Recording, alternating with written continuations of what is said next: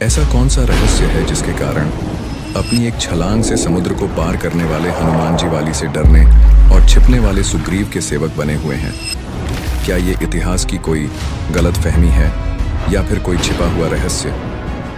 इस प्रश्न का प्रमाणभूत जवाब ढूंढने के लिए हम आपको लेकर चलते हैं हनुमान जी के बचपन के समय में। हनुमान जी बचपन से ही शक्तिशाली और बुद्धिमान थे।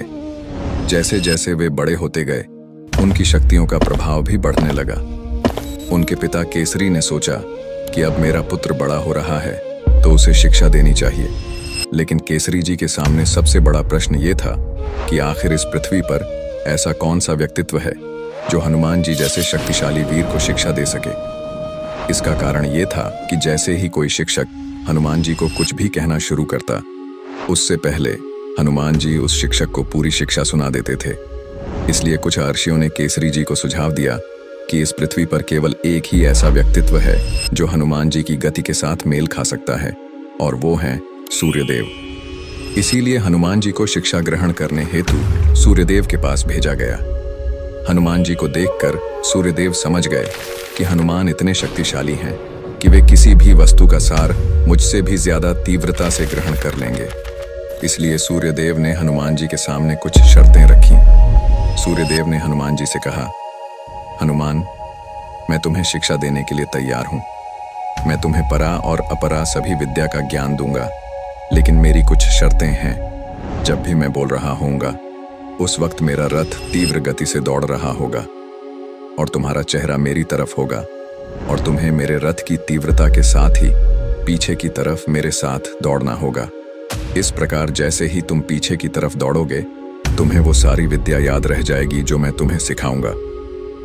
हनुमान जी ने सूर्यदेव की इस शर्त को मान लिया और सूर्यदेव ने उनकी शिक्षा प्रारंभ की।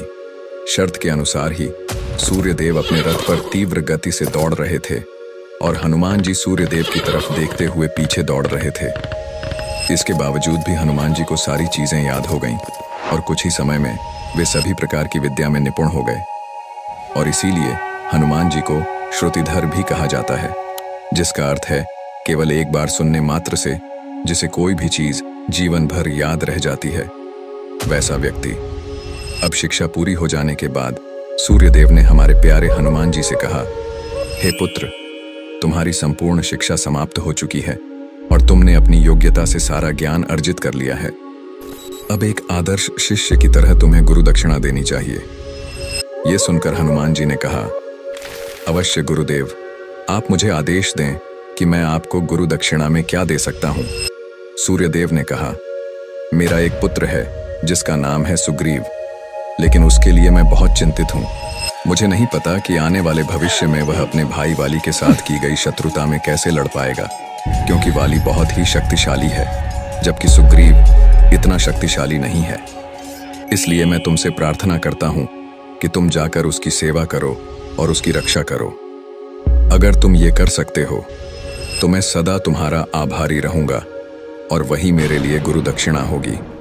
ये बात सुनकर हनुमान जी ने वचन दिया कि वे अपना पूरा जीवन सुग्रीव की सेवा करेंगे। और यही कारण था कि हमारे प्यारे हनुमान जी महावीर, पराक्रमी, तेजस्वी, बुद्धिमान और समर्थ होने के बावजूद भी सदैव सुग्रीव के अत्यंत विनम्र सेवक बने रहे, क्योंकि उन्होंने अपने गुरु को वचन दिया था। दोस्तों, जब भी हनुमान जी की शक्तियों के बारे में बात आती है तो अक्सर उनकी शारीरिक ताकत की चर्चा होती है, लेकिन हनुमान जी की वास्तविक शक्ति एक ये भी है कि अपने दिए हुए एक वचन को पूरा करने के लिए वे उम्र भर उनसे भी कमजोर सुग्रीव की सेवा करते रहते हैं। इसी को विनम्रता कहते हैं। शारीरिक शक्तियों को तो मनुष्य अपने बल और ताकत से आसानी से अर्जित कर सकता है, लेकिन असली ताकत मन की होती है। जिसने अपने मन को जीत लिया, उसने समग्र सृष्टि को जीत लिया। तो ऐसे हैं हमारे प्यारे हनुमान जी। ऐसे ज्ञानी और महावीर हनुमान जी के लिए एक कमेंट तो बनता है दोस्तों।